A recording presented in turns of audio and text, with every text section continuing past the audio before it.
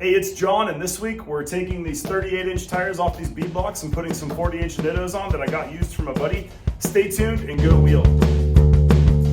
All right, so first we gotta let the air out, which means I'm gonna pull the valve core.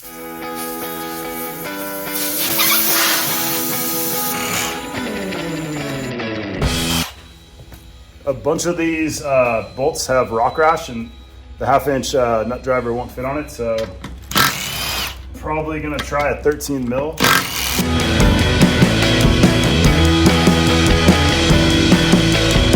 $13 mil is just a hair bigger than a half. I think I'm just gonna be lazy and take these into the local tire shop just so they can break the inner bead and dismount them for me. That way I'm not fighting it like crazy. So I had to measure the thickness of the bead. It's 0.62. I'm gonna slap some paint on these guys, dig out my anti-coning rings, and dig up the spare bolts to replace any of the failed bolts. All right, so I think these Nittos are a little taller, actually not shorter. 0.73.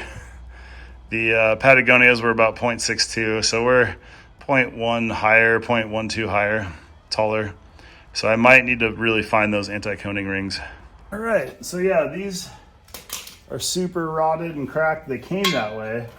These aren't that old. I put these on the Beadlocks only a couple years ago when I got the Beadlocks. So yeah, just kind of cut off the old one. Maybe take a razor.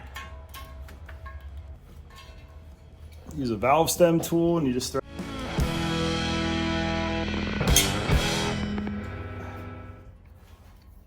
That's basically it. I always try to keep an assortment of valve stems. Some are fatter, some are narrower, some are shorter, some are taller. So I used to have some anti-coning rings for these Beadlocks. They were supposed to be sitting with the bolts. The spare bolts that I bought from Battleborn. These are the spare bolts from Battleborn. I can't find the anti-coning rings anywhere. So I found them in a tote that I didn't think they would be in.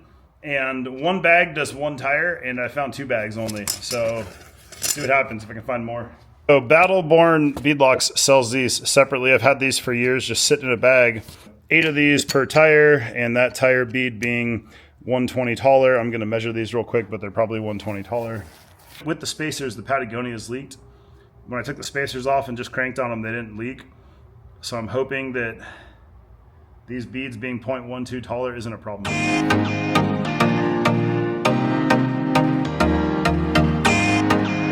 I highly recommend ordering extra bolts when you order your Beadlocks. One of the main reasons is as you service them, change tires, you're gonna find that you're gonna destroy the heads on these.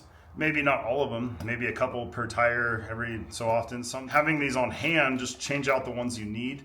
I know people don't think about Beadlocks as like a maintenance item, but I mean, these bolts are a maintenance item. So something to think about.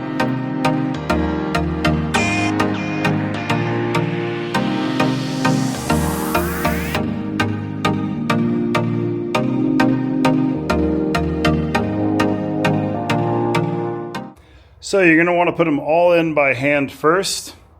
Hand tighten them all. If they're binding, you're gonna have to kind of move the tire around the rim. All right, run down to the torque wrench.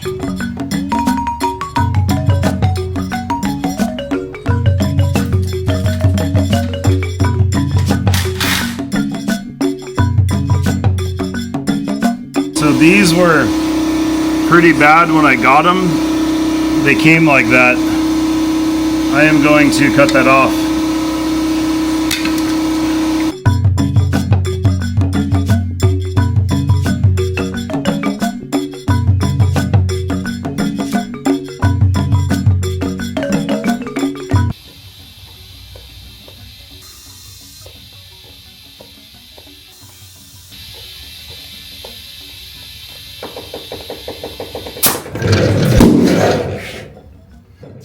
It scares the shit out of me every time.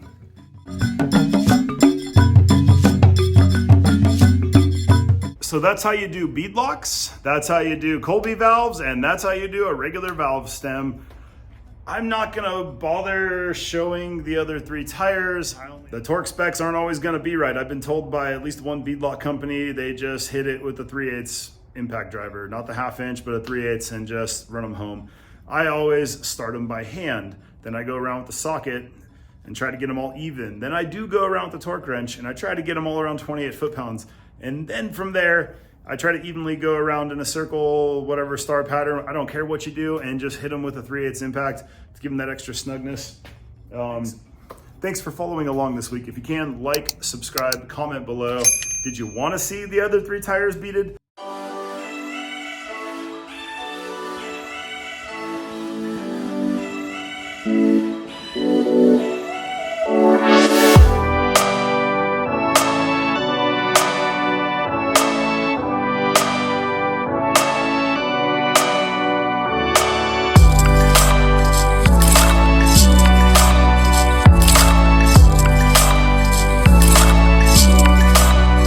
To order a better torque wrench. I have a bunch of cheap ass torque wrenches. Can you guys comment below on what torque wrenches you use? Should I spend the money on a Snap-on, or is there something cheaper that's not too bad?